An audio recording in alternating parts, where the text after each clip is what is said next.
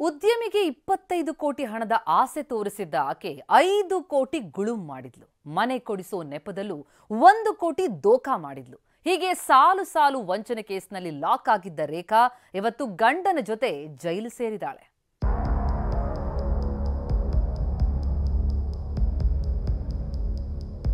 ವಂಚನೆಯೇ ಉದ್ಯೋಗ, ದೋಖಾ ಮಾಡೋದೇ ನಿತ್ಯದ ಕಾಯಕ. ಸಣ್ಣ ಪುಟ್ಟ ಹಣಕ್ಕೆ ತಲೆ ಕೆಡಿಸಿಕೊಳ್ಳದ ಈಕೆ ವಂಚನೆ ಮೂಲಕ ಗಳಿಸಿದ್ದು ಕೋಟಿ ಕೋಟಿ ಹಣವನ್ನ.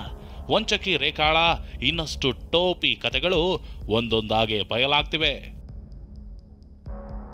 8 ವರ್ಷದಿಂದಲೂ ರೇಖಾ ವಂಚನೆ ಆಟ. ಮನೆ ಕೊಡಿಸ್ತೀನಿ ಅಂತ ಮಹಿಳೆಗೆ 1 ಕೋಟಿ ದೋಖಾ.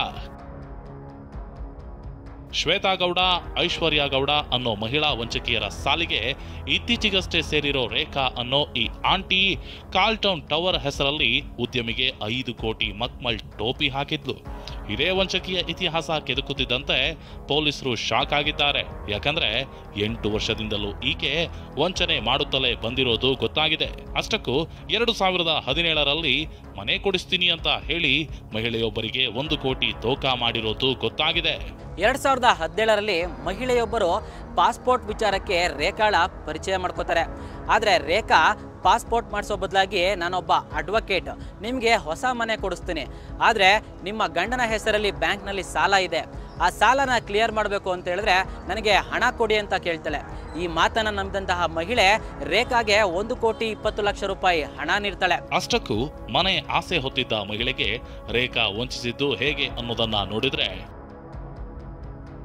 ಮನೆ ಕೊಡಿಸ್ತೀನಿ, ಸೈಟ್ ಕೊಡಿಸ್ತೀನಿ, ಸಾಲ ಕೊಡಿಸ್ತೀನಿ ಅಂತ ಬಣ್ಣ ಬಣ್ಣದ ಕತೆ ಹೇಳ್ತಿದ್ದ ರೇಖಾ ಜನರಿಗೆ ಮಂಕುಬೂದಿ ಎರಚುತ್ತಿದ್ಲು. ತಾನೊಬ್ಬ ಅಡ್ವೊಕೇಟ್ ಅಂತಾನೂ ಸುಳ್ಳು ಹೇಳಿದ್ಲು.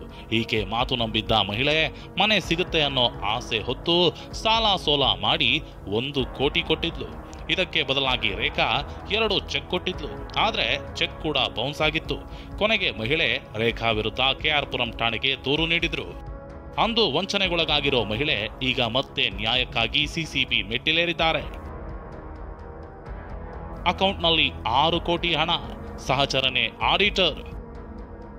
ಅಕೌಂಟ್ನಲ್ಲಿ 6 ಕೋಟಿ ಹಣ ಇದೆ ಅಂತ ಫೋಟೋ ತೋರಿಸಿ ಯಾಮಾರಿಸ್ತಾ ಇದ್ದ ರೇಖಾ ತನ್ನ ಸಹಚರ ಚೇತನನ್ನ ಆಡಿಟರ್ ಅಂತ ನಂಬಿಸ್ತಿದ್ಲು. ಈಕೆಯ ವಂಚನೆ ಆಟಕ್ಕೆ ಪತಿ ಮಂಜುನಾಥ್ ಆಚಾರಿ ಕೂಡ ಸಾಥ್ ಕೊಟ್ಟಿರೋದು ಗೊತ್ತಾಗಿದೆ. ಗಂಡ ಹೆಂಡತಿ ಇಬ್ಬರನ್ನು ಬಂಧಿಸಿದ್ದ ಪೊಲೀಸರು ಇಂದು 1ನೇ ACMM ನ್ಯಾಯಾಲಯದ ಮುಂದೆ ಹಾಜರುಪಡಿಸಿದ್ರು. ವಿಚಾರಣೆ ನಡೆಸಿದ ಕೋರ್ಟ್ ದಂಪತಿಯನ್ನ 14 ದಿನ ನ್ಯಾಯಾಂಗ ಬಂಧನಕ್ಕೆ ಒಪ್ಪಿಸಿದೆ. ಮೈಸೂರು ಪಾಕ್, ಜಾಮೂನು ಹೆಸರಿಟ್ಟು ಕಳ್ಳಾಟ. ರಾಜಸ್ಥಾನದವರೆಗೆ ಹೋದ್ರೂ ಸಿಕ್ತಿಲ್ಲ ಶ್ವೇತಾಗೌಡ ಚಿನ್ನ. ಮಾಜಿ ಸಚಿವ ವರ್ತೂರು ಪ್ರಕಾಶ್ ಆಪ್ತೆ ಶ್ವೇತಾಗೌಡ ಬಣ್ಣ ಬಣ್ಣದ ಮಾತನಾಡಿ ಚಿನ್ನದ ವ್ಯಾಪಾರಿಗಳನ್ನ ವಂಚಿಸಿದ್ಲು. ಅದರಲ್ಲೂ ನವರತ್ನ ಜ್ಯುವೆಲರಿ ಮಾಲೀಕರಿಗೆ 2 ಕೆಜಿ 945 ಗ್ರಾಂ ಚಿನ್ನ ಪಡೆದು ವಂಚಿಸಿದ್ಲು. ಈಕೆಯನ್ನ ಬಂಧಿಸಿರೋ ಪೊಲೀಸರು ಸದ್ಯ 300 ಗ್ರಾಂ ಚಿನ್ನ ಮಾತ್ರ ರಿಕವರಿ ಮಾಡಿದ್ದಾರೆ. ಉಳಿದ ಚಿನ್ನಕ್ಕಾಗಿ ರಾಜಸ್ಥಾನದ ಜೋಧ್ಪುರದ ತನಕ ಹೋದ್ರೂ ಚಿನ್ನ ಮಾತ್ರ ಸಿಕ್ಕಿಲ್ಲ. ಪ್ರಜ್ವಲ್ ಜೊತೆ ಪ್ರದೀಪ್ ಚಿಕ್ಕಾಟಿ, TV9 ಬೆಂಗಳೂರು.